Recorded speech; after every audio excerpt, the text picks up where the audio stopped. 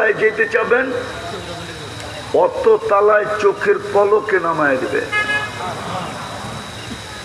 জান্নাতের কোনো আসবাবপত্র এই লোহা লক্কর দিয়ে হবে না। দুনিয়াতে তো কাঠ ষাট লোহা লক্কর, জান্নাতের সমস্ত আসবাবপত্র হবে 8 প্রকারের জিনিস দিয়ে। সোনা না হয় রূপা, জবরজুত না হয় জমররুত, ইয়াকুত না হয় মারজান, মুক্তা না হয় হীরা। জান্নাতে ফলও ধরবে এই 8 প্রকারের গাছে, কোনো কাঠের গাছে ফল ধরবে না।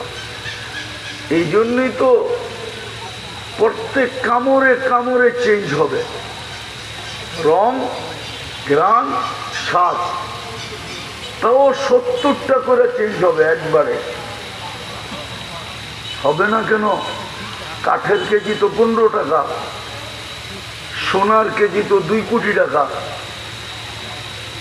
তো কাঠের কেজি 15 টাকা, ওইটার ভিতরেই তো একটা ঘ্রাণ, একটা রং, একটা স্বাদ, ঠিক না? হ্যাঁ না, মনে হয় বোঝেন নাই।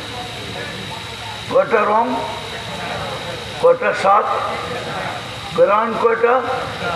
তাহলে যদি 15 টাকার কেজিটার ভিতরে একটা হইতে পারে যেটার কেজি 2 কোটি টাকা, ওটার ভিতরে তো কামড়ে কামড়ে চেঞ্জ হয় শোভনীয়, ঠিক না? হ্যাঁ, তাও দুনিয়ার সোনা বলতেছি আমি।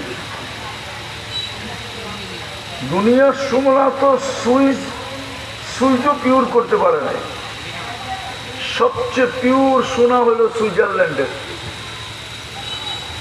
ওরাও 999 লেখা, তারপরে পয়েন্ট দিয়া তারপরে ছেড়ে দিছে। ওটার ভিতরেও লেখা আছে 999.99, পুরা পিওর না। আর জান্নাতের সোনা তো পুরা পিওর।